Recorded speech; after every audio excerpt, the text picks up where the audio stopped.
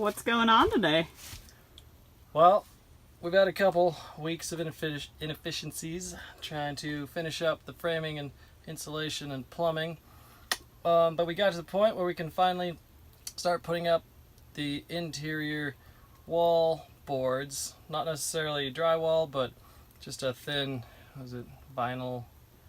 Yeah, this stuff's vinyl. We're gonna do a pretty thin, just like a wood board, 3/16 on the walls. But yeah, have some pretty thin vinyl sheeting for the roof. Yeah, it's that stuff out there. It's basically big 4x8 sheet of vinyl, and we were getting to the point where we're just gonna use some metal screws to screw in on these beams, the vinyl, and just attach it in, and combination with liquid nails, which we're kind of in the process of debating which process or combination would be better, but we couldn't really hold all these up, so we just ran to Home Depot and threw together a awkward, goofy looking PVC pipe, But it works. frame Sort to of.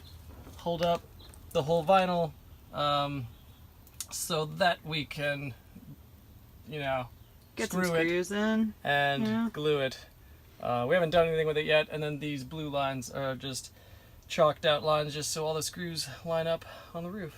Yeah, and we did finish getting some insulation. We just have these sheets of that stuff, the foam board, and technically all of them should be this way with the tinfoil out for moisture barrier building code, but we didn't bother.